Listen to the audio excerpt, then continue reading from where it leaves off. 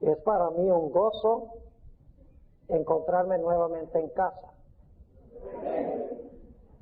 En realidad, New Jersey es un lugar donde dejamos un buen pedazo de nuestro corazón cuando nos fuimos.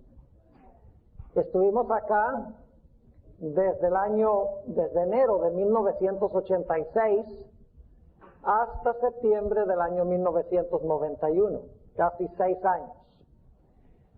Llegamos a conocer a muchas personas, llegamos a formar muchas amistades y pudimos ver el crecimiento de la obra de Dios, particularmente en el área de los jóvenes y los conquistadores durante el tiempo que estuvimos acá.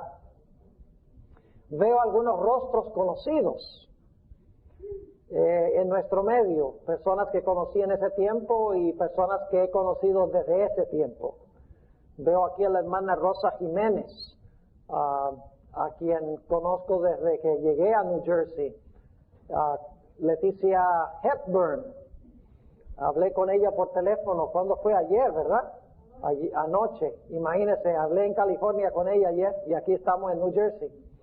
La maravilla del transporte. Veo al hermano Wagner Vélez, que a su esposa, saben ustedes que yo tuve el privilegio de casarlos a ellos durante el tiempo que estuve acá. No me echen la culpa a mí.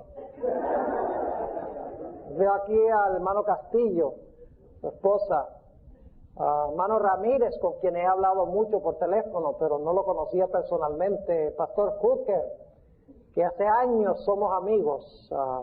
Trabajamos juntos en Colombia por un buen tiempo, allá en nuestra institución en Medellín. Varias otras personas que veo, Gilberto Sandoval. ¿Quién no conoce a Gilberto Sandoval? Todo el mundo conoce a Gilberto.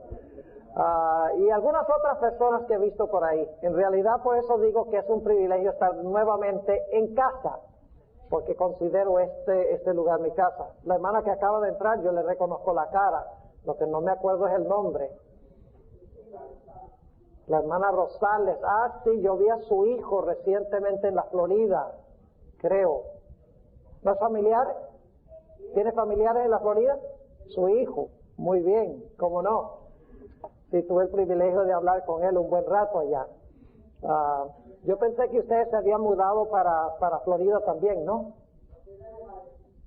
Posiblemente. No lo considere mucho. Hay demasiada gente por allá. Quédese por acá. Todo el mundo se va huyendo del frío. Bien, estoy contento de estar con ustedes durante esta semana. Yo sé que esta noche la asistencia ha sido impactada porque es Día de la Madre y muchas personas prefirieron irse a los restaurantes a comer la comida que perece. Pero está bien, hay que celebrar el Día de la Madre. Yo sabía que iba a ser un problema cuando hicimos este compromiso, pero yo me imagino que mañana ya las personas que están celebrando este día tan hermoso van a estar nuevamente con nosotros. Dicho sea de paso, quiero felicitar a las madres en nuestro medio. Gracias a Dios por las madres. ¿Qué haría este mundo sin madres? ¿Verdad? No habría mundo sin madres, en realidad.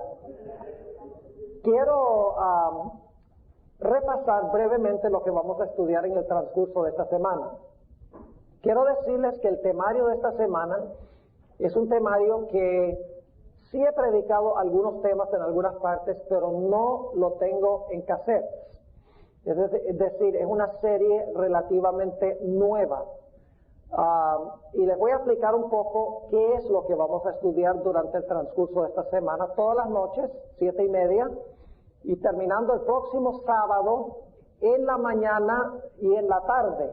Vamos a tener también un tema el sábado por la tarde para aquellos que quieran venir a la hora de la sociedad de jóvenes, tal vez un poquito antes de la hora de la sociedad de jóvenes, porque queremos tener también una sesión de preguntas y respuestas para que ustedes puedan preguntar cualquier cosa que quieran relacionado con la Biblia y voy a hacer lo posible por contestar. Bien, ustedes tienen un programa en sus manos. Voy a repasar brevemente el temario para que sepan a dónde vamos en nuestro estudio juntos, y entonces voy a tener una oración y vamos a entrar en nuestro estudio de esta noche. El primer tema, el de esta noche, ¿por qué me has desamparado? Yo creo que este tema no necesita mucha explicación. Vamos a hablar del plan de salvación. Vamos a hablar de la gran controversia entre Cristo y Satanás, de la razón por la cual Jesús vino a este mundo. El tema de mañana y de noche, el pariente cercano. Vamos a estudiar un libro apasionante del Antiguo Testamento. Está relacionado con la hilación de temas de esta semana. Vamos a estudiar el librito de Ruth, 4 capítulos. Tiene una relación muy estrecha con el conflicto entre Cristo y Satanás y la victoria de Cristo sobre Satanás. Luego el martes en la noche vamos a estudiar esa magnífica escena que encontramos en Apocalipsis 4 y 5. El título del tema es El rescate de los rehenes.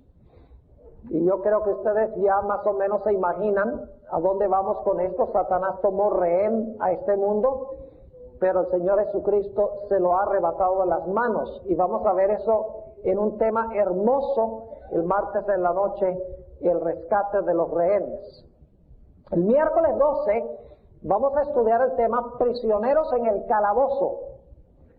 Voy a analizar la profecía de Isaías 24. Es una profecía fascinante en cuanto al milenio, en cuanto a la segunda venida de Jesús.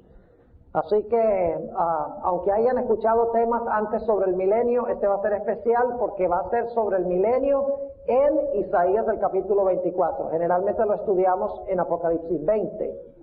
Luego, el día 13, jueves, vamos a estudiar sobre los 24 ancianos que se mencionan en el libro de Apocalipsis. Y créanme que no solo se mencionan en Apocalipsis. Los 24 ancianos se mencionan en otras partes de la Biblia, no por número, pero el concepto de los 24 ancianos se encuentra en muchas partes de la Biblia, en el Antiguo Testamento repetidas veces. Va a ser un tema fascinante. ¿Cuántos de ustedes han oído alguna vez un sermón nada más sobre los 24 ancianos? Veo una o dos personas. Casi no se habla de ellos. Nada más sobre los 24 ancianos. Tiene un significado profundo y tremendo para nosotros. Luego, el viernes por la noche, 4 panoramas del milenio. Ahí vamos a estudiar Apocalipsis 20 y 21 en detalle. Versículo por versículo, escena por escena. Y vamos a tratar de conseguir en esos capítulos el mensaje que tiene Dios para su pueblo en estos últimos días. Luego, el sábado 15, en la mañana, el tema será las 3 venidas de Jesús. Algunos dirán, pero pastor, usted se equivocó porque son la primera y la segunda venida. En realidad la Biblia habla de 3 venidas de Jesús. Y vamos a trazar ese tema en detalle el sábado en la mañana. Y dicho sea de paso, cuando digo 3 venidas no estoy hablando del rapto secreto. Finalmente, el sábado por la tarde, vamos a trazar el tema, el castigo de Azazel. Es otro tema sobre el milenio, pero visto desde la perspectiva de Levítico 16. En realidad vamos a tener esta semana 3 temas sobre el milenio y la segunda venida. 1, prisioneros en el calabozo. 2, 4 panoramas del milenio. Y número 3, el castigo de Azazel. Vamos a mirar el milenio desde 3 diferentes perspectivas para ver qué lecciones tiene esto para nosotros. Así que tenemos cosas emocionantes que estudiar durante esta semana. No solamente es esta una semana evangelística, sino que es una semana de estudio intensivo de la palabra de Dios. Yo espero que los que son miembros de la iglesia de Elizabeth y de las otras iglesias adventistas representadas acá sientan un nuevo deseo, un nuevo anhelo de estudiar más profundamente la palabra de Dios. Es decir, este temario no es solamente para las visitas, es también en forma especial para los que son miembros de la iglesia. Vamos a estudiar muchas cosas que raras veces se tocan y yo creo que vamos a deleitarnos como iglesia en el estudio de la palabra del Señor. Ahora quiero tener una palabra de oración para pedir que Dios bendiga nuestro estudio de esta noche. Oremos. Padre, te damos gracias porque nos has traído a tu casa en esta noche. Te damos gracias por tu palabra, que es una guía segura en un mundo de confusión y de rebelión. Pedimos, Señor, que te manifiestes poderosamente en este medio esta noche, a través del ministerio de tu Espíritu Santo. Abre mentes y corazones para recibir tu mensaje. Si hay personas reunidas acá que no han tomado su decisión de seguir plenamente a Jesús, te ruego que esta sea la noche. Gracias, Señor, por escuchar nuestra oración, pues te lo pedimos en el nombre de Jesús. Amén. Durante esta semana vamos a usar mucho la Biblia. Así que van a tener que traer sus Biblias. Los que me han oído predicar saben que uso mucho la palabra de Dios. Y la razón por la cual hago eso es porque la gente debe escuchar lo que enseña la palabra, no lo que enseña el predicador. El estilo que se ha vuelto común es el de relatar muchas historias en el púlpito. Y no es que sean las historias malas. El asunto es que las historias son la palabra del predicador. Debemos estudiar la palabra de Dios. Debemos excavar profundamente en la palabra de Dios para ver el mensaje que Dios tiene para nosotros.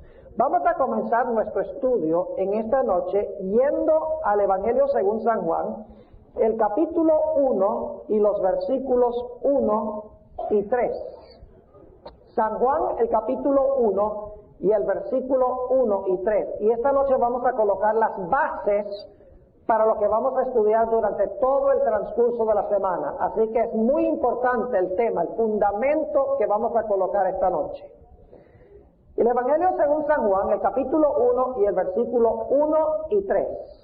Dice allí: en el principio era el Verbo, y el Verbo era con Dios, y el Verbo era Dios.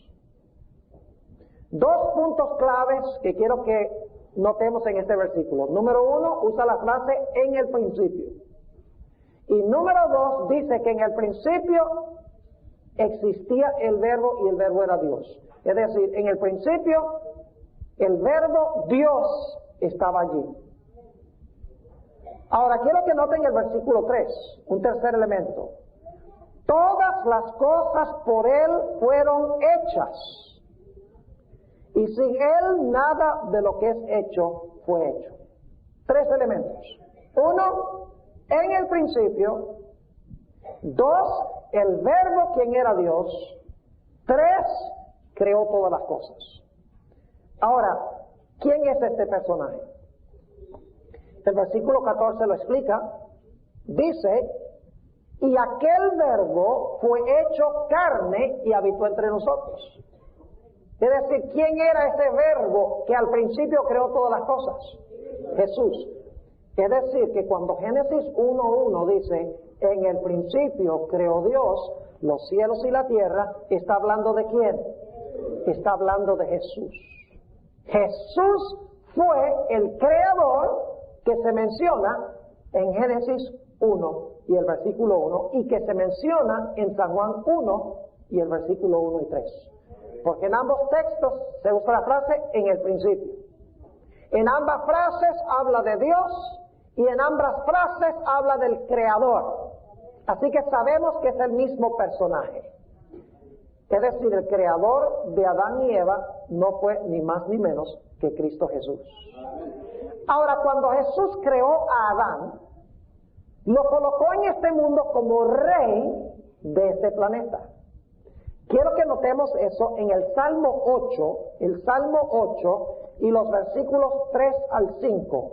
Salmo 8 y el versículo 3 al 5. Jesús creó a Adán y luego, después de crear a Adán, lo colocó como rey para gobernar en este mundo. Dice en el versículo 3, hablando el salmista: cuando veo tus cielos, obra de tus dedos, la luna y las estrellas que tú formaste, digo, ¿qué es el hombre? La palabra hombre ahí es la palabra Adán, de donde viene el nombre Adán. Digo, ¿qué es el hombre para que tengas de él memoria? Y el hijo del hombre que lo visites, pues le has hecho poco menor que los ángeles y coronástelo de gloria y de lustre. Fíjense, este hombre recibió una corona, ¿sí o no? Dice, coronástelo de gloria y de lustre. Y luego dice, hicístelo enseñorear de las obras de tus manos. Todo lo pusiste debajo de sus pies. ¿Qué posición ocupaba Adán cuando Jesús lo creó? Dice que todo fue colocado debajo de sus pies. Es decir, fue colocado como rey de este mundo por Jesús, quien lo creó. Pero todos conocemos la triste historia. Por eso estamos aquí en esta tarde. Adán, el padre y representante de la raza humana, el que debía ser rey y gobernante de este planeta, se dejó vencer por Satanás. Y cuando se dejó vencer por Satanás, le entregó el reino, le entregó el mundo al maligno. Ustedes dirán, ¿cómo sabemos que Adán le entregó el reino al maligno? Vamos al Evangelio según San Lucas, el capítulo 4. San Lucas, el capítulo 4, y vamos a anotarlo. Lucas 4, y quiero empezar leyendo en el versículo 5. Aquí Satanás lleva a Jesús a un alto monte y le muestra a Jesús todos los reinos de la tierra. Y quiero que noten la escena empezando en Lucas 4, 5. Dice, y le llevó el diablo a un alto monte y le mostró en un momento de tiempo todos los reinos de la tierra. ¿A quién le fueron dados esos reinos originalmente? A Adán. Versículo 6. Y le dijo el diablo, a ti te daré toda esta potestad y la gloria de ellos, porque a mí es entregada y a quien quiero la doy. ¿Qué le está ofreciendo Satanás a Jesús? Le está ofreciendo los reinos del mundo a Jesús. Dice, porque a mí han sido, ¿qué cosa? Entregados esos reinos. Ahora yo pregunto, ¿quién le entregó ese reino o esos reinos a Satanás? Adán. Cuando Adán se dejó vencer por Satanás, Satanás le usurpó el trono, le quitó el trono y ahora Satanás llegó a ser el gobernante de este mundo. Jesús lo llamó el príncipe de este mundo. Y lo triste es que después le nacieron descendientes a Adán. Y la Biblia nos dice que de sus descendientes ni uno solo pudo vencer plena y totalmente a Satanás. Como dice en Romanos 3 y el versículo 23, todos han pecado y están destituidos de la gloria de Dios. Romanos 3:10 dice, no hay justo ni aún uno. Es decir, dentro de la raza humana no había nadie que pudiese quitarle el reino a Satanás, que Satanás le había quitado a Adán. La raza humana estaba perdida. No había nadie dentro de la raza humana que pudiese lidiar con Satanás, ganarle, quitarle el reino para restaurárselo nuevamente al hombre. Por esa razón fue que el mismo Creador escogió hacerse Redentor. Solo Jesús podía redimir a la raza humana. Y ustedes dicen, ¿por qué un ángel no podía? ¿Por qué no podía un ser, tal vez un ser de otro mundo? ¿Por qué no podían ellos redimir a la raza humana?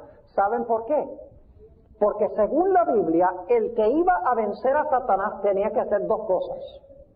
Primero, tenía que vivir una vida sin pecado. Segundo, debía morir por el pecado. Las dos funciones principales de la primera venida de Jesús fue, en primer lugar, vivir una vida sin pecado y, en segundo lugar, morir por el pecado.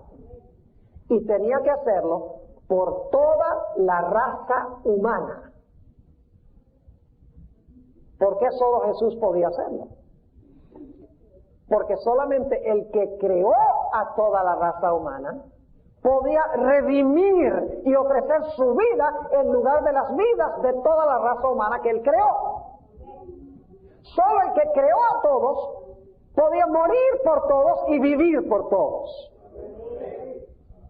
Y el único que realmente creó a todos fue Jesús. Y algunos dirán, bueno, Jesús no me creó a mí, yo nací de mi mamá.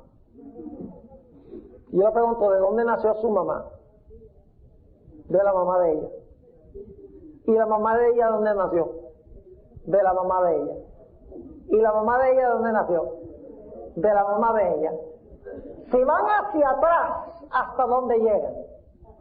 Llegan hasta Adán y Eva. Es decir, cuando Jesús creó a Adán y Eva, creó a toda la raza humana. Porque toda la raza humana viene de ellos. Solo el que creó a todos podía venir a este mundo para ofrecer su vida por todos. Y debo repetir que no era suficiente que Jesús viniese a morir por el pecado. Tenía que venir a vivir una vida perfecta sin pecado. Tenía que pasar por el camino por el cual pasó Adán, enfrentar a Satanás, vivir una vida sin cometer ni un solo pecado. Y luego tenía que morir cargando los pecados de la raza humana para que los seres humanos se pudiesen salvar. Y así fue que Jesús decidió venir a este mundo. ¿Saben ustedes que en la Biblia el conflicto entre Cristo y Satanás se describe con terminología militar? ¿Oyeron lo que dije? El conflicto entre Cristo y Satanás en toda la Biblia se describe con terminología militar. En realidad es una guerra entre dos generales. Ustedes conocen ese pasaje de Apocalipsis 12, 7 al 9, donde dice que hubo guerra en el cielo. Miguel y sus ángeles lidiaban contra el dragón y sus ángeles. Es decir, esta guerra es una guerra de dos generales y sus ejércitos peleando, un general con el otro y un ejército con el otro. Lo que hizo Jesús se describe en terminología militar. Ahora fíjense, cuando un general va a ir al territorio del enemigo, ¿qué hace? ¿Va desarmado? No, se arma hasta los dientes, ¿verdad? Busca sus mejores armamentos, sus mejores soldados y se prepara para la batalla. Lo interesante es que el Señor Jesucristo, escuchen bien, vino a este mundo, al territorio del enemigo, como un bebé aparentemente indefenso. ¿Qué forma rara de un general ir a la batalla? Contra un enemigo potente que gobernaba básicamente el mundo. Y llegar ese individuo, ese general, a encarnarse en la raza humana como un bebé en un planeta rebelde contra un general poderoso, uno diría, esa es una forma increíble y loca para venir a pelear contra el enemigo. Y sin embargo esa fue la forma en que el Creador se hizo el Redentor. Fue viniendo a este mundo como un bebecito. A veces me gusta pensar un poco cómo habrá sido esa despedida del cielo. Jesús era el comandante de los ángeles, Miguel y sus ángeles. Ahora imagínense ustedes cuando vino el momento en que de alguna forma misteriosa que nosotros no podemos entender, el Padre dijo, ha llegado el momento en que yo voy a implantarte en el vientre de María. Vas a ir de acá donde tú eres rey, donde todos son leales, donde todo es fácil y marcha bien, y ahora yo te voy a trasplantar a ese planeta rebelde donde Satanás tiene dominio. Yo me imagino al Señor Jesucristo, la última despedida de los ángeles, diciéndoles, bueno, ha llegado el momento de ir al campo de batalla. Nos veremos en unos 33 años, aproximadamente. Pero quiero decirles que voy a ir allá, voy a pelear contra ese enemigo, aun cuando voy a nacer como un bebé aparentemente indefenso, voy a hacerle la guerra al enemigo y le voy a ganar. Y voy a regresar victorioso. No olviden eso. Voy a regresar victorioso al cielo. Pasado mañana vamos a estudiar esa escena del regreso de Jesús al cielo en su ascensión. Es increíble ese tema. No falten por nada en el mundo. Así que Jesús, el Creador, fue implantado en el vientre de María, fue trasplantado al planeta rebelde, al planeta donde Satanás tenía dominio. Lo interesante es que Satanás ya lo estaba esperando. ¿No les parece bien interesante que cuando Jesús vino, el pueblo judío no tenía ni la menor idea de que había venido? Pero Satanás sí sabía. Es más, Satanás estaba siguiendo, como veremos mañana en la noche, Satanás estaba siguiendo el linaje del cual iba a venir el Mesías. Cada familia la miraba y decía, tengo que mirar bien esta familia, a ver, ¿es de la tribu correcta? ¿Son piadosos? Y así sucesivamente Satanás se fijó en el linaje, hasta el momento que llegó Jesús a este mundo. Nos dice en Apocalipsis el capítulo 12 que cuando esta mujer estaba embarazada, el dragón se paró al lado de la mujer con el fin de devorar a su hijo cuando hubiese ¿qué? Cuando hubiese parido. Es decir, Satanás sabía que el Mesías había venido y que el Mesías iba a nacer en Belén. Y él dice, antes de que él pueda vivir una vida santa, antes de que él pueda ir a la cruz, yo voy a cortar esto ahora mismo. Y por lo tanto, cuando Jesús nace, trata de matarlo. Y quiero que noten cómo trata de matarlo. Trata de hacerlo usando un instrumento humano. ¿Saben que Satanás es un experto en tirar la piedra y esconder la mano? Lo que vemos en la historia es la pedrada. Pero la pedrada vino de detrás del telón. Por ejemplo, si ustedes leen Apocalipsis el capítulo 12, donde dice que el dragón se paró al lado de la mujer para devorar al hijo cuando hubiese nacido, ustedes dicen, bueno, Satanás quería matar al bebé, pero si ustedes leen en Mateo el capítulo 2, en realidad no dice que Satanás se paró al lado de la mujer para devorar al niño, dice que Herodes trató de matar a Jesús. Podríamos decir que Herodes era la piedra y Satanás el que la tiró. Porque la verdadera historia que se está escribiendo no es la que se ve, la verdadera historia que se está escribiendo es la que no se ve. Lo que está pasando detrás del telón. Y tenemos que recordar eso durante el transcurso de esta semana. Lo que pasa en el mundo invisible es mucho más real que lo que vemos en el mundo visible. Así que Jesús llega, nace. Satanás lo está esperando. Dice, lo voy a matar antes de que pueda vivir esa vida santa, antes de que pueda morir por los pecados de la raza humana. Voy a cortar esto enseguida. Pero la Biblia nos dice que Dios providencialmente intervino y no permitió que Satanás matara al niño. Porque el niño no era indefenso, porque tenía la defensa de su propio padre. A través de todo el ministerio de Jesús, hermanos y hermanas, visitas, la Biblia nos dice que Satanás acechó a Jesús. ¿Pueden ustedes imaginarse lo que significa vivir en el mundo 33 años y tener a un enemigo que lo acecha a uno 24 horas al día, 7 días a la semana, 365 y un cuarto días al año? Por 33 años, sin tregua, sin parar, sin disminuir, todo el tiempo detrás de él, acechándolo, para que peque. Porque si peca, le pasa lo mismo que a Adán. Llega a ser vencido.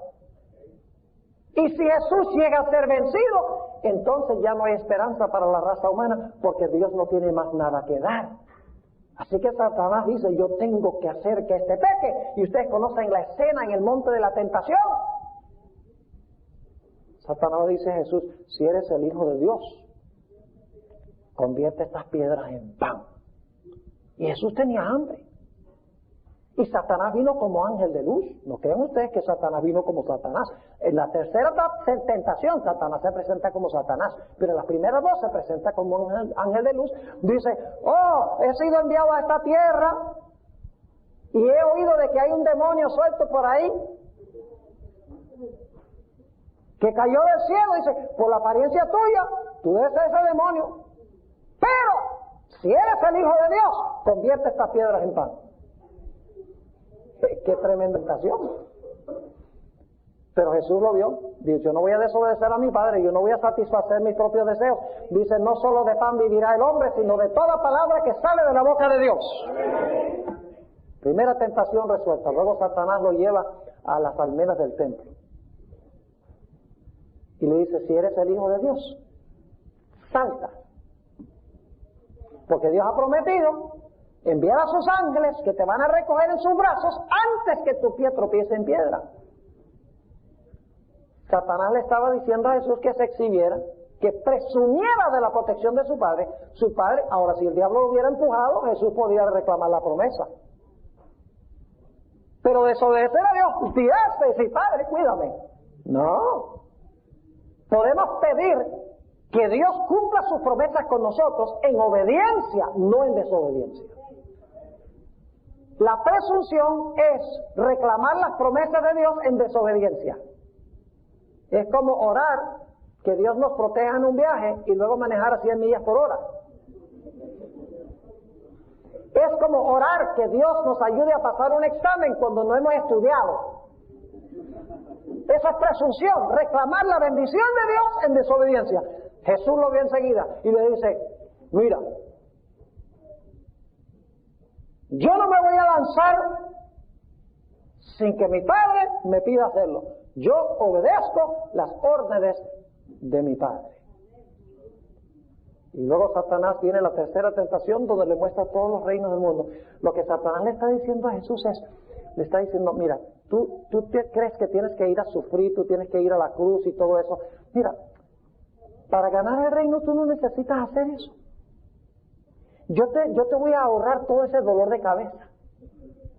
Dice, si tú tan solo te inclinas y me adoras por un instante, te digo, todo esto te lo doy sin tener que ir a la cruz ni nada.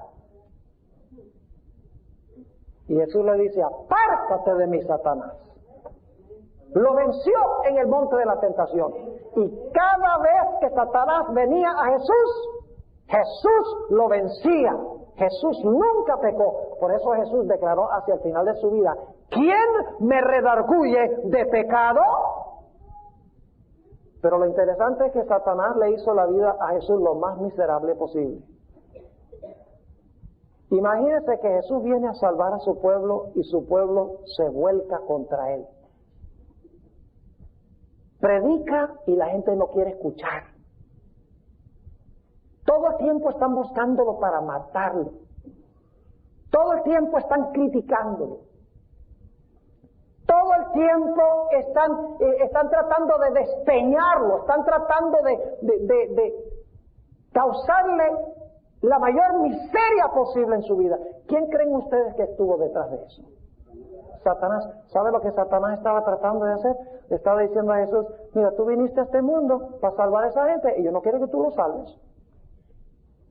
Lo que tú has venido a hacer a la tierra es en vano. Tú no vas a salvar a nadie. Hasta el final los discípulos todos se van.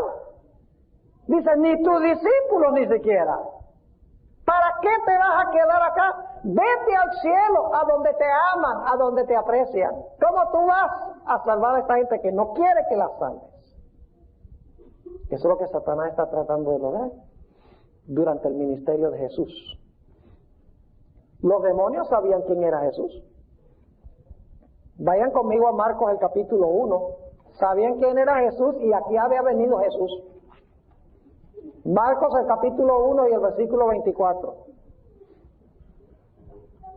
Y vamos a leer el versículo 23 para el contexto. Dice, y había en la sinagoga de ellos un hombre con espíritu inmundo, el cual dio voces diciendo, ¡ah! ¿Qué tienes con nosotros, Jesús Nazareno? Escuchen bien. ¿Has venido a qué? ¿Has venido a destruirnos? Sé quién eres, el Santo de Dios.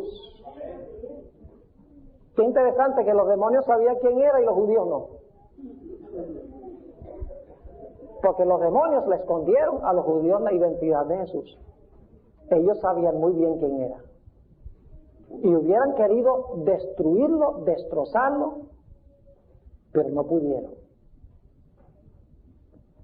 Así que Jesús vivió en este mundo 33 años, acechado desde el momento de su nacimiento hasta el final de su vida. Satanás tratando de infectarlo con el pecado y tratando de impedir que fuera a la cruz. Porque vez tras vez tras vez, Satanás trató de impedir que Jesús fuera a la cruz, porque él sabía que si iba a la cruz, iba a pagar por los pecados de la raza humana y se iba a salvar la raza humana. Por ejemplo, ¿ustedes recuerdan una vez cuando Jesús le dijo a sus discípulos, ¿quiénes están diciendo los hombres que soy yo? Algunos dicen que Elías, otros dicen Jeremías o alguno de los profetas. ¿Y ustedes quién dice que soy yo? Dice San Pedro, tú eres el Cristo, el Hijo del Dios viviente. Jesús le dice, bienaventurado Simón, no te lo ha revelado carne ni sangre, sino mi Padre que está en los cielos. Y Pedro se está sintiendo bien, dice, mire lo que me está diciendo bienaventurado por lo que dije. Y luego Jesús dice, tengo que ir a Jerusalén, me van a maltratar, me van a matar, y voy a resucitar el tercer día. Y Pedro dice que agarra a Jesús por la manga y lo lleva a un lado y le dice, Señor, pero no te acontezca que morir. ¿Cómo se te ocurre? El Mesías no muere, el Mesías reina en el trono de Jerusalén. ¿Qué le dijo Jesús a Pedro? Le dijo, apártate de mí, Satanás, me eres estorbo. Jesús no le estaba hablando a Pedro. Pedro era la piedra. Pero el que estaba tirando la piedra era ¿quién? Satanás. ¿Qué estaba tratando de hacer Satanás? Tratando de impedir que Cristo, ¿qué? Fuera a la cruz. ¿Recuerdan ustedes que en cierta ocasión vinieron unos griegos a Jesús? Paisanos de Teddy Gotsis.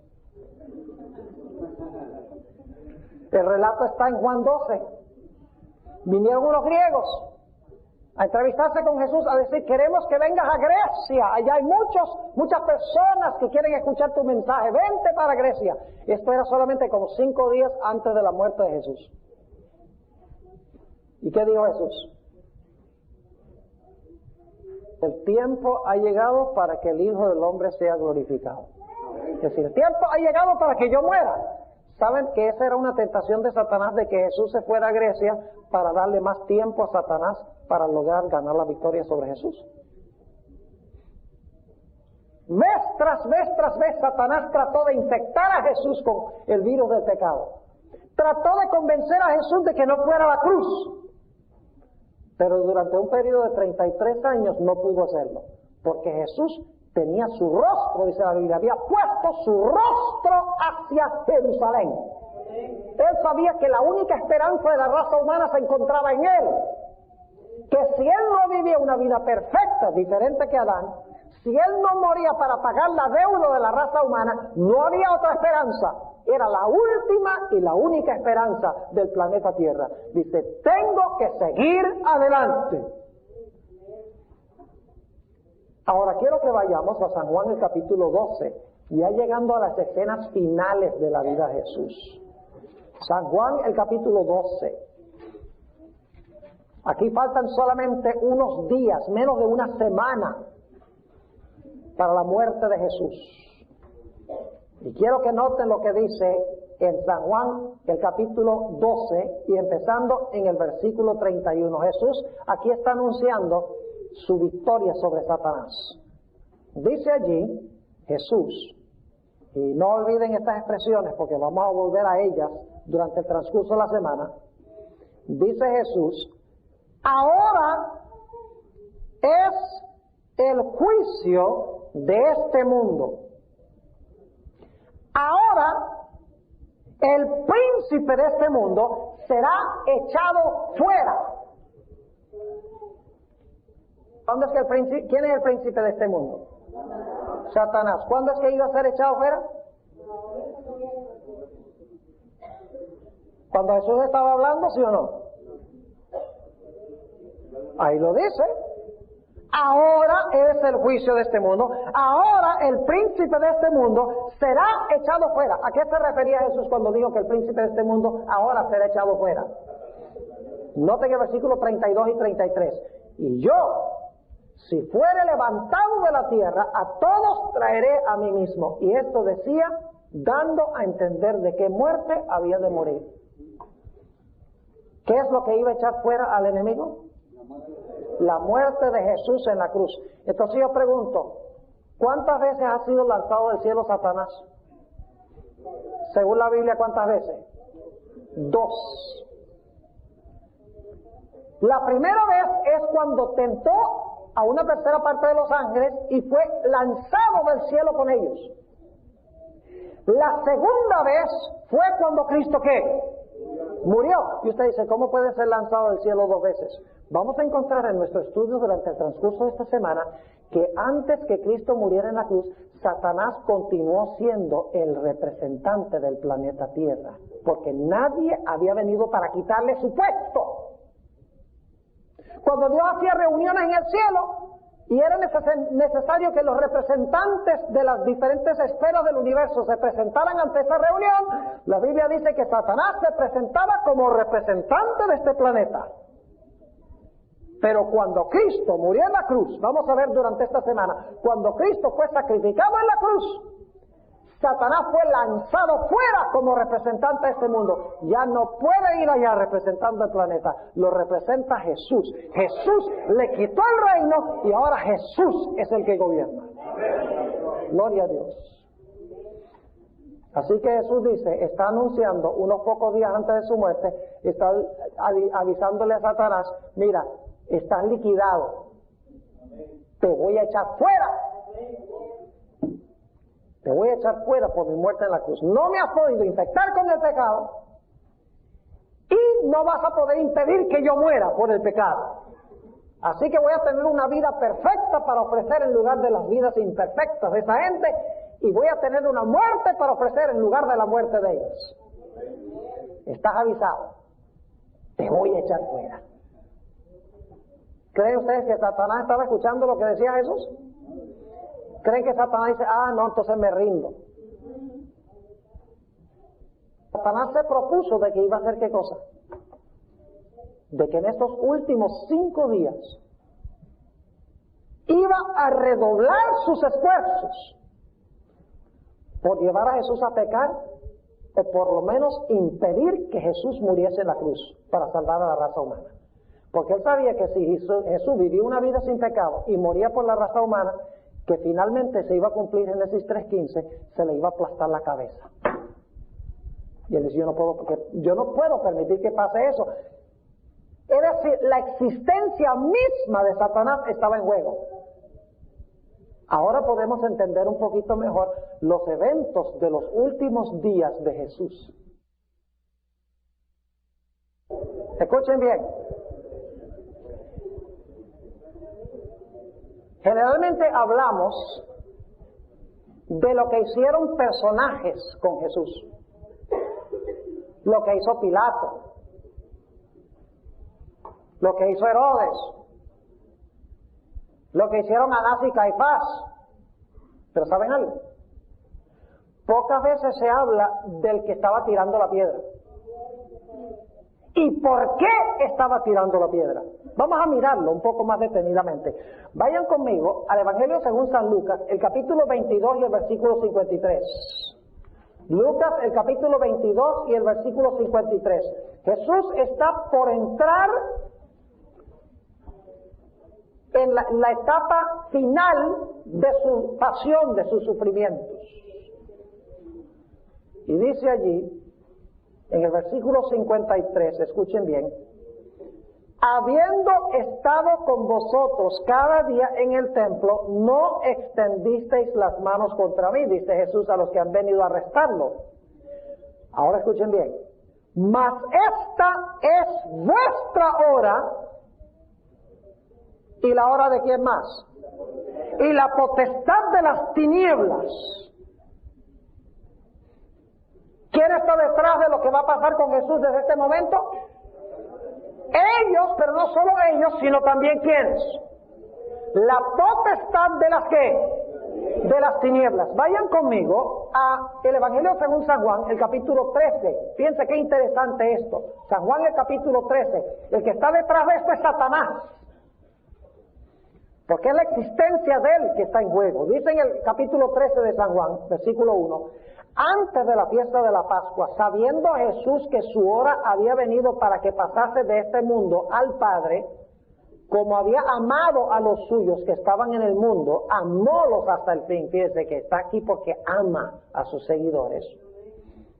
Y la cena acabada, ahora escuchen bien, como el diablo ya se había metido en el corazón de Judas.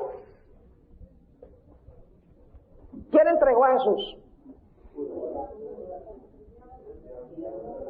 Judas es la piedra. ¿Quién es el que tiró la piedra? Satanás fue el que tiró la piedra. Porque aquí dice que Satanás se le metió ¿a quién? A Judas. ¿Creen que Satanás se le metió a Caifás también? ¿Creen que se metió en Anás? ¿Creen que Satanás se metió en Pilato? Claro. Porque este es el tiempo de la potestad de las tinieblas, según leímos. Es decir, hay un poder detrás que está haciendo estas cosas. Ahora, analicemos un poco lo que pasó con Jesús. Terrible. Vayan conmigo a Mateo el capítulo 26 y el versículo 38. Mateo 26, 38. La película de Mel Gibson ha causado furor y ha causado también que mucha gente diga: mi vida fue transformada por esta película. ¿Saben algo? Yo prefiero saber lo que pasó con Jesús a la luz de los 4 evangelios que a la luz de lo que dice un productor de Hollywood. Porque la versión bíblica es inspirada, mientras que la versión de Mel Gibson es la inspiración de un hombre.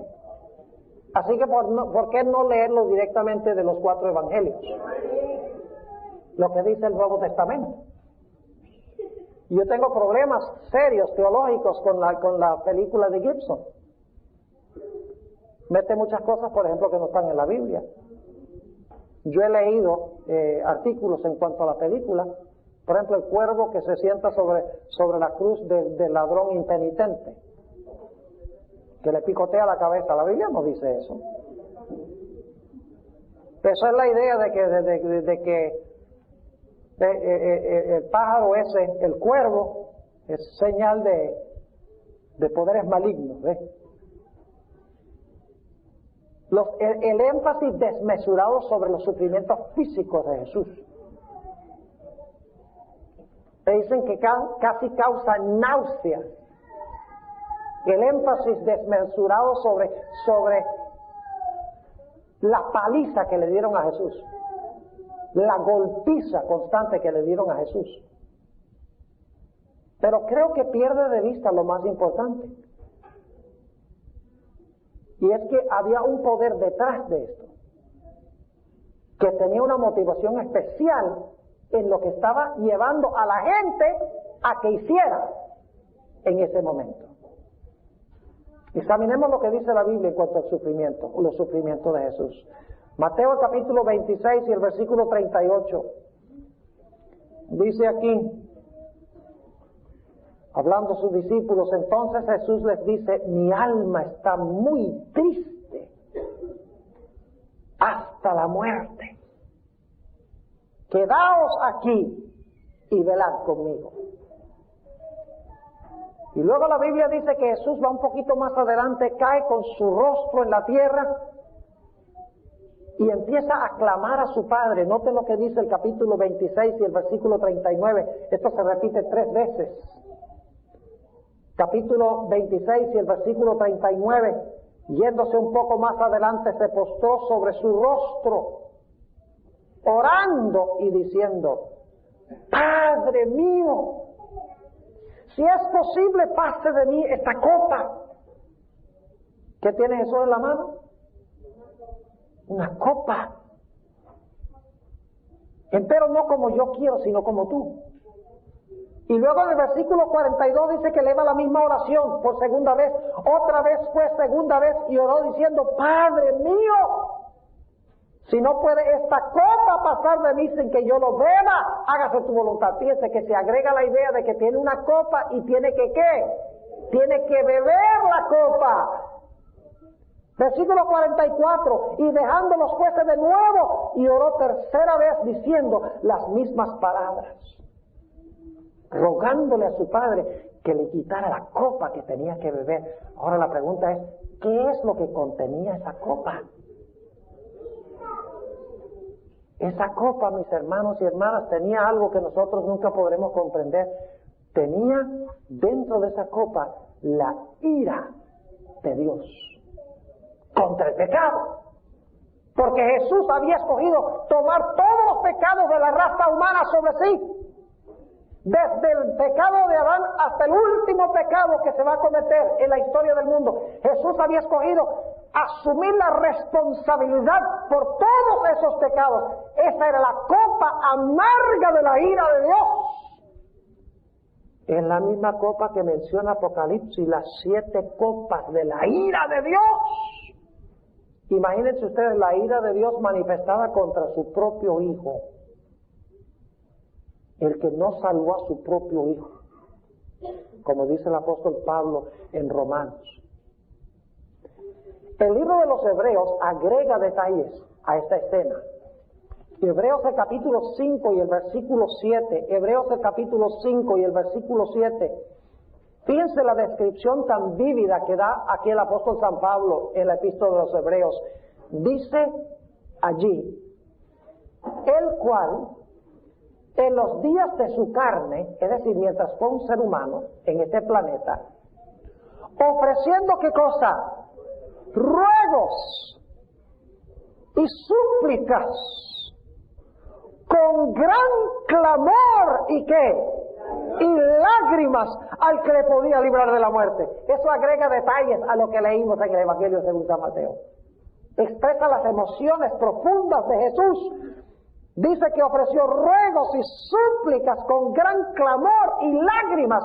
Es más, en Lucas 22:44 dice que Jesús sudaba grandes gotas de sangre.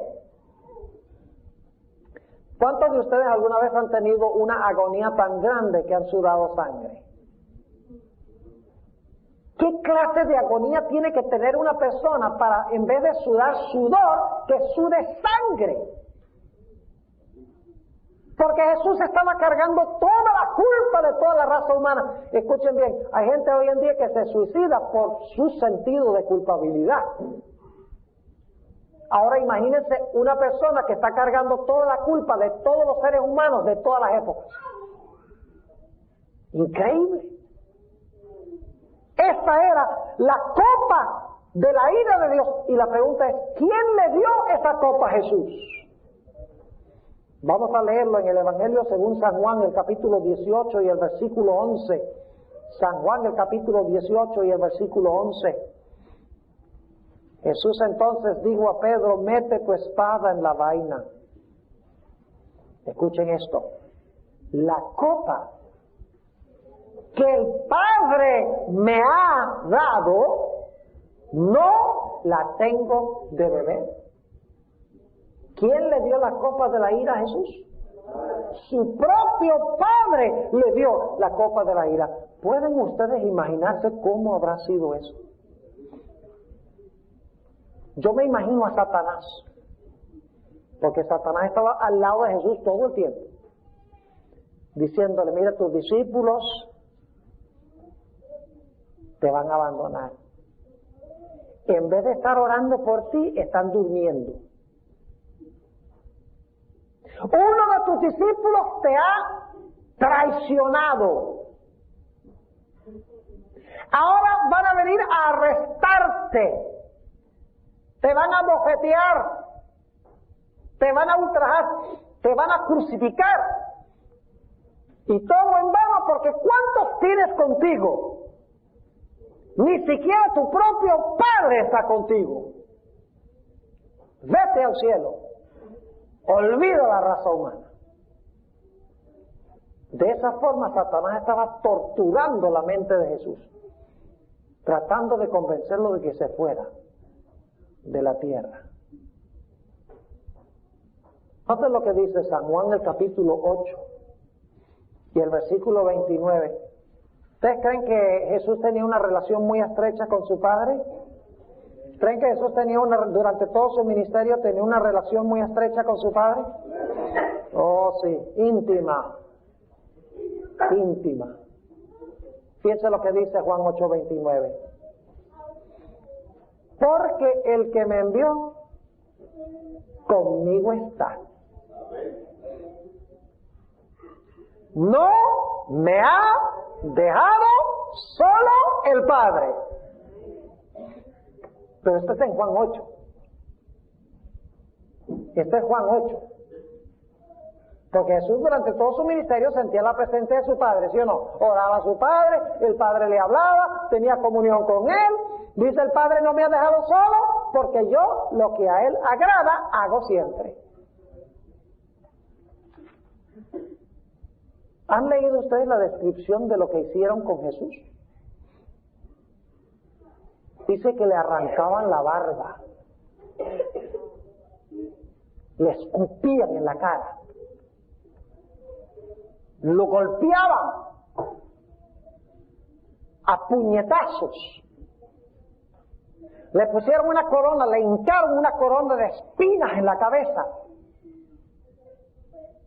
¿Ustedes creen que Jesús tenía que morir de esta forma? No. El sacrificio de Jesús podría haber sido de forma muy diferente. ¿Quién era el que estaba detrás causando todas estas cosas? Satanás. ¿Por qué razón? Porque él quería que Jesús perdiera el control propio, que manifestara ira, que interviniera para salvarse, o se fuera para el cielo y de esta manera se estropeara el plan de la salvación. Por eso es que los sufrimientos de Jesús fueron tan terribles. No es que el Padre que tenía el plan original de que Jesús pasara por todo esto, sino es Satanás el que está causando todo esto con el fin de que Jesús se levante contra los que le están haciendo esto y de esta manera peque para salvarse a sí mismo, porque no vino a salvarse a sí mismo, sino para salvar a otros, o que Jesús se rindiese y dijese: yo voy a ir al cielo a donde me aprecian. Por eso fue que sufrió todas estas cosas. Terrible. Inclusive cuando Jesús estaba colgando en la cruz, dicen: mira, si eres el Mesías, bájate de allí. ¿Quién es el que le está diciendo que se baje? Satanás. ¿Saben que Elena White, en su clásico libro, El deseo de adolescentes, que todas las personas deben leer, Dice ella que en la turba había demonios disfrazados de hombres, tratando de desanimar a Jesús, porque Satanás sabía que si no lograba que Jesús pecara o que se fuera, que su reino estaba liquidado, que Satanás iba a ser destruido y que el reino le iba a ser devuelto a la raza humana. Por eso Satanás causó todas estas cosas terribles contra Jesús. Y el que había dicho, yo nunca estoy solo porque mi Padre está conmigo. La Biblia dice que cerca de la hora nona, vamos a leerlo en Mateo el capítulo 27, paradoja de paradojas. Mateo el capítulo 27 y el versículo 46. 27, 46. Aquel que había dicho que nunca el Padre lo había dejado solo, ahora está colgado en la cruz cerca de la hora nona, cerca de las 3 de la tarde, está a punto de morir. Dice, cerca de la hora de nona, Jesús exclamó con grande voz diciendo, Elí, Elí, lama sabactani. Esto es, Dios mío, ¿por qué me has desamparado? Aquel a quien el Padre nunca había dejado solo, ahora dice, ¿por qué me has desamparado? Porque la carga de pecado que él llevaba era tan ofensivo contra su Padre que su Padre retrajo su rostro de él. Porque Jesús estaba sufriendo lo que tú debes sufrir y lo que yo debo sufrir. Lo que Adán debería haber sufrido, lo estaba sufriendo Jesús. La ira de Dios sin mezcla de misericordia, lo estaba sufriendo. Y clama, Dios mío, ¿por qué me has desamparado? ¿Murió Jesús desamparado? No. Bueno, y ustedes dicen, pero acaba de decir, ¿por qué me has desamparado? ¿Jesús se sentía qué? Se sentía desamparado. Pero ahora quiero que noten algo muy interesante. Vayan conmigo al Evangelio según San Juan, el capítulo 19 y el versículo 30. Después que Jesús dice, Dios mío, ¿por qué me has desamparado? Pronuncia otras palabras. Juan, el capítulo 19 y el versículo 30. Y como Jesús tomó el vinagre, dijo, ¿qué cosa? Consumado es. ¿A quién le estaba hablando Jesús esas palabras? ¿A quién le estaba hablando Jesús esas palabras? Se las estaba hablando a su Padre. Y ustedes dicen, ¿cómo sabemos eso? Vayan conmigo hasta Lucas 23, 46. Lucas, el capítulo 23 y el versículo 46. Venga, hay que ir a diferentes evangelios, porque no todos no tienen cada evangelio todos los detalles. San Lucas, el capítulo 23 y el versículo 46. Nos dice allí, Jesús acaba de decir, consumado es. Y luego dice aquí, entonces Jesús clamando a gran voz, dijo, después de decir consumado es, dice ¿qué cosa? Padre, en tus manos encomiendo mi espíritu. Y habiendo dicho esto, ¿qué cosa? Expiró. ¿Murió Jesús desamparado y abandonado? Escuchen bien, se sentía abandonado, pero el Padre había prometido estar con él. Y Jesús vivió aceptando las promesas de su Padre, aún en contra de lo que sentía. ¿No es cierto que a veces nos sentimos desamparados y abandonados de Dios? No se dejen gobernar por sus sentimientos y sus emociones. Dios dice, nunca te desampararé. Esa es una promesa. Aunque te sientas desamparado, no estás desamparado. Porque Dios dice que no estás desamparado. Y en este versículo, fíjense lo que sucede aquí. Jesús dice, consumado es. Está hablando a su Padre y dice, Padre, consumado es. en tus manos encomiendo mi espíritu. Es decir, Jesús le está diciendo, Padre, estoy dejando mi espíritu en tu cuidado, porque al tercer día me lo vas a devolver.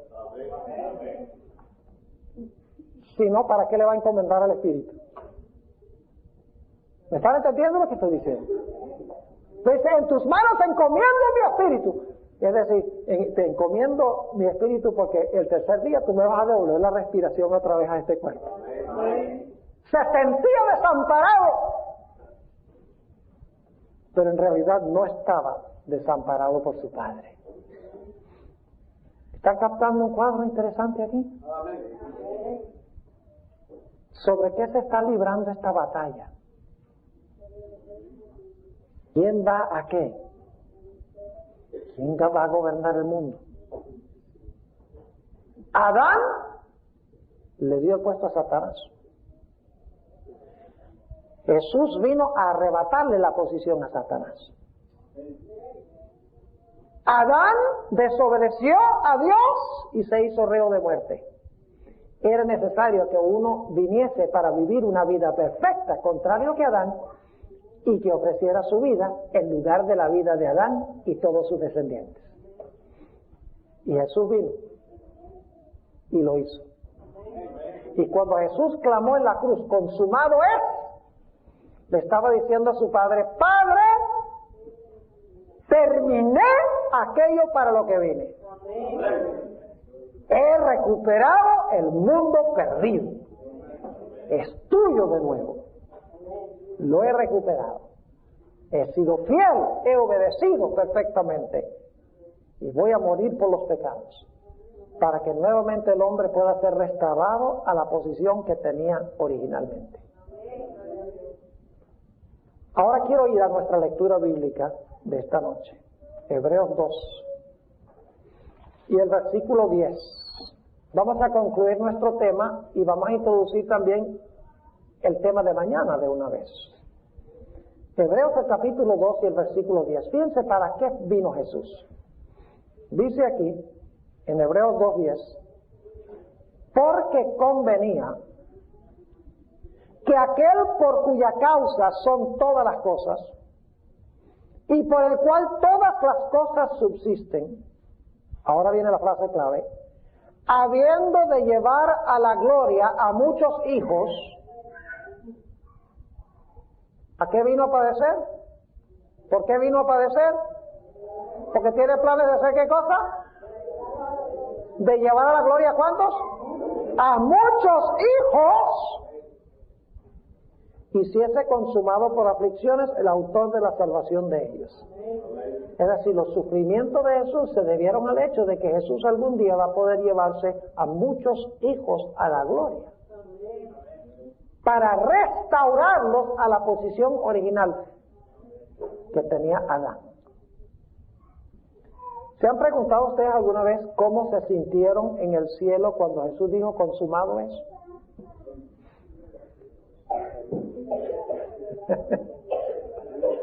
¿Cómo creen ustedes que se sintió el cielo cuando Jesús estaba pasando por su agonía en Getsemaní?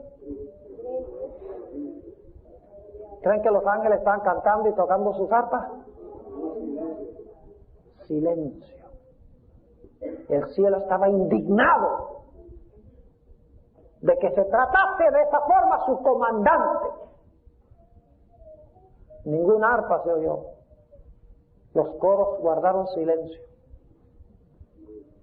Pero cuando Jesús dijo, consumado es, en tus manos encomiendo mi espíritu, en el cielo retumbaron los coros celestiales, proclamando victoria. Y ustedes dicen, ¿cómo sabemos eso? Vayan conmigo a Apocalipsis 12.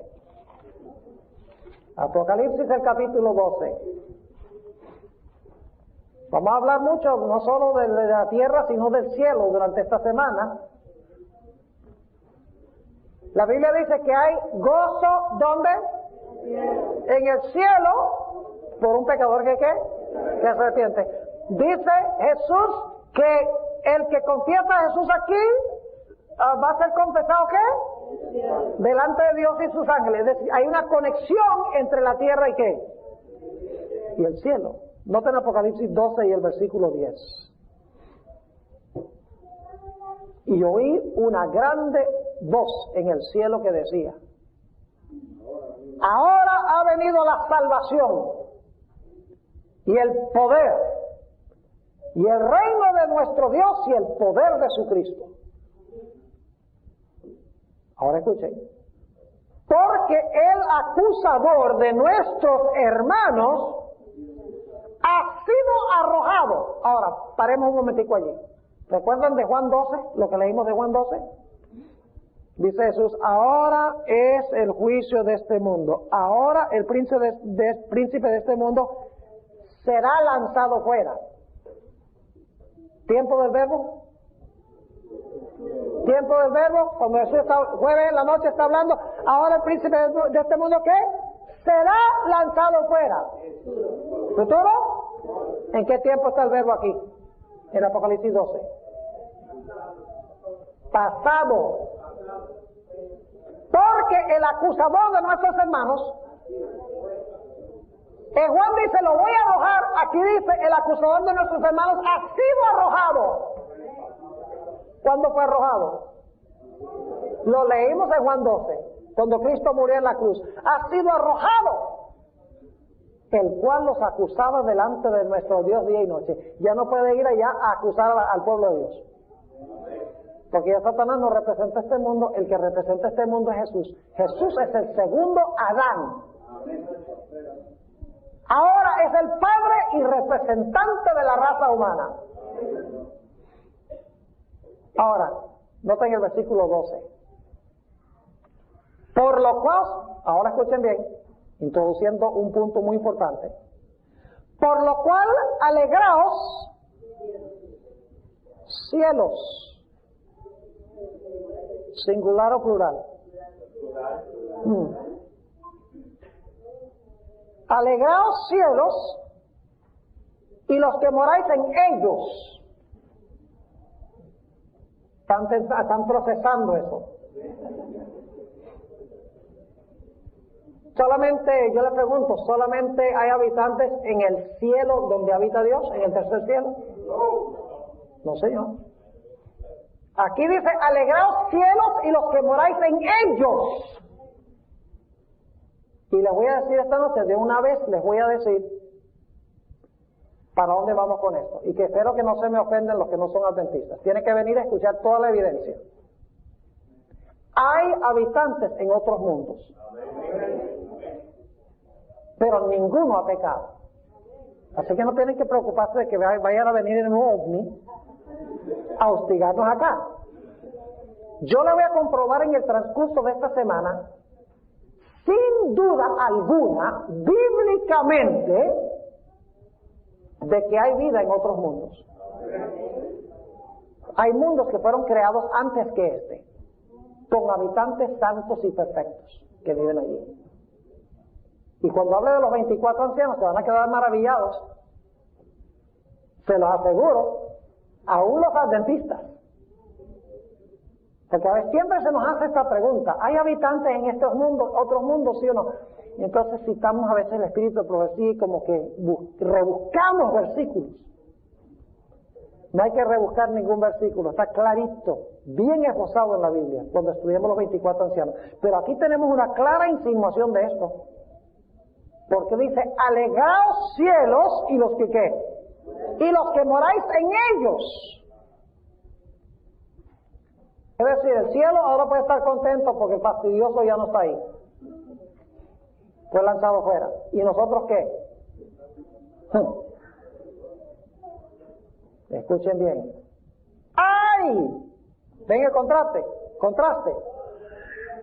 Alegraos cielos. ¡Ay! De los moradores de la tierra y del mar. Porque el diablo ha defendido a vosotros, teniendo ¿qué cosa? Grande ira, sabiendo que tiene poco tiempo. ¿Por qué? Porque Jesús ya le ha dado el golpe mortal en la cabeza. Sabe que le queda poco tiempo. El cielo se puede alegrar porque ya no puede ir ahí a fastidiar. Pero ay de los moradores de la tierra y del mar, porque el diablo, cuando fue lanzado de allá en la cruz, ha descendido con grande ira, porque sabe que sus días están contados. Gloria a Dios. Por eso quiero concluir en esta noche relatándoles una parábola que ustedes conocen muy bien, pero la quiero relatar desde otra perspectiva. Los eruditos han descubierto que las parábolas tienen una dimensión limitada y una dimensión más amplia. ¿Ustedes recuerdan la parábola de la oveja perdida? Había un pastor que tenía 100 ovejas. Y una de las ovejas se extravió del redil. Pregunta, ¿originalmente era del redil esa oveja? ¿Estaba sana y salva y segura en el redil? Sí. Y la Biblia dice que esa oveja se extravió, se perdió. Y dice la Biblia que Dios tuvo que mandar al pastor, tuvo que dejar las 99 seguras para venir a buscar la oveja que se había extraviado. Y después de haber encontrado la oveja extraviada, la pone sobre sus hombros y la trae de regreso otra vez al redil en medio de una explosión de júbilo y alegría.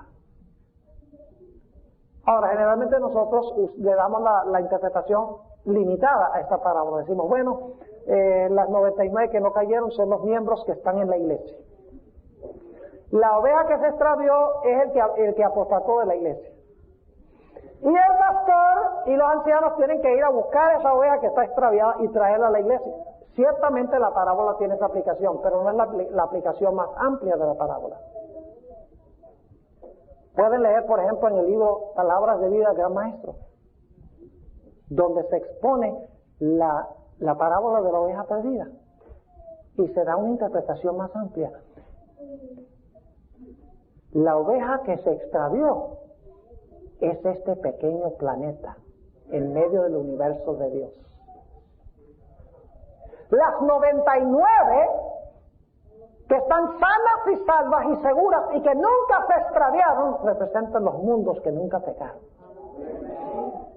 El hecho del pastor abandonar su lugar de seguridad para venir y buscar lo que se había perdido, es Jesús quien abandonó la seguridad del cielo, todos los mundos que no cayeron, para venir a este planeta, para rescatar a este mundo que se había perdido. Y luego Jesús, cuando gana la victoria, consigue su oveja, la trae de regreso otra vez al redil. Y cuando Jesús asciende al cielo, lo vamos a estudiar en nuestro tercer tema de esta semana, cuando Jesús asciende al cielo, llega allá con cierto grupo de personas que resucitaron con Él en medio de una explosión de júbilo. Porque la oveja que se había perdido ha sido hallada y ha sido restaurada a la comunidad de naciones de Dios. De eso vamos a estudiar durante el transcurso de esta semana. Tremendo plan que Dios ha hecho para nuestra salvación. Jesús rescató el mundo, pero lamentablemente algunas personas se van a perder. ¿Saben eso? ¿Por cuántos pecados pagó Jesús? ¿A cuántas personas salvó Jesús? Jesús vino y salvó a cada ser humano.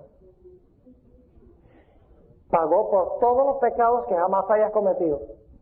Si mataste a alguien, si cometiste adulterio, si estás fornicando, si estás tomando drogas, si estás dañando tu cuerpo con tabaco, con alcohol, si maltratas a tu esposa, a tu esposo, todos esos pecados fueron cargados por Cristo en la cruz.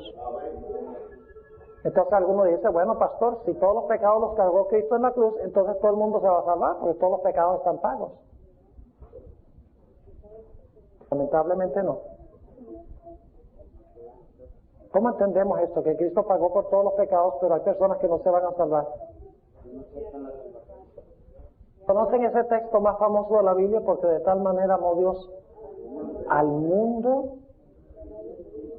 que ha dado a su Hijo unigénito. Cristo murió por ¿cuántos? Por los pecados, no solo nuestros, sino de los pecados ¿de qué? De todo el mundo. Pero luego Juan 3:16 dice, porque de tal manera amó Dios al mundo que ha dado a su Hijo unigénito, para que todo aquel que en él ¿qué? No se pierda, mas tenga vida eterna. Les doy una ilustración final. Hoy es el Día de la Madre. Padres le dieron un regalo a su esposa. ¿Sí le dieron un regalo a su esposa, padres? ¿Sí? Hermano, usted está levantando la mano. ¿Cuánto le costó el regalo? No me diga, porque la esposa no va a querer saber. Pero yo le pregunto, ¿cuánto cuesta un regalo? Supongamos que un esposo es rico y le regaló un Mercedes-Benz a la esposa de Día de la Madre. ¿Cuánto cuesta ese Mercedes? Digamos $100,000 cuesta el Mercedes. Eso le costó al que lo compró. ¿Cuánto le cuesta al que recibe? Cuesta y es gratis. Le cuesta al que lo compró, es gratis para el que lo recibe. Yo pregunto, ¿una persona puede rechazar un regalo que se le ofrece? ¿Que alguien le compró? ¿Pueden rechazar? ¿Tienen la opción de rechazar el regalo que se compró? Sí. Lo triste es que va a haber muchos seres humanos en el planeta Tierra que, a pesar de que Cristo pagó un precio infinito para rescatarlos, van a rechazar el regalo. ¿No es triste eso?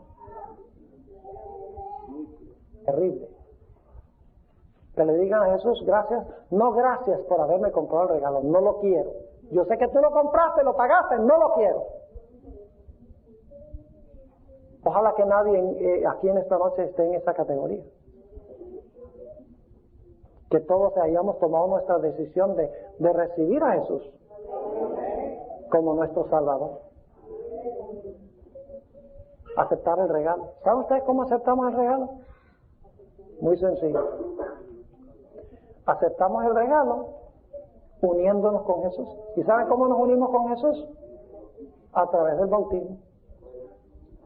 La Biblia dice que cuando nos bautizamos estamos incluidos en Jesús. El momento que recibimos el regalo. En el momento del bautismo. Bautismo por inmersión. Sumergidos debajo del agua, como dice la Biblia. Para salir a novedad de vida, resucitar a novedad de vida. Quiero preguntar en esta noche, ¿hay alguien aquí que no ha sido bautizado, como dice la Biblia, que quiere decirle a Jesús, Señor Jesús, yo quiero prepararme y algún día muy pronto quiero experimentar el bautismo, quiero recibir el regalo que tú compraste para mí? ¿Quiere levantar la mano?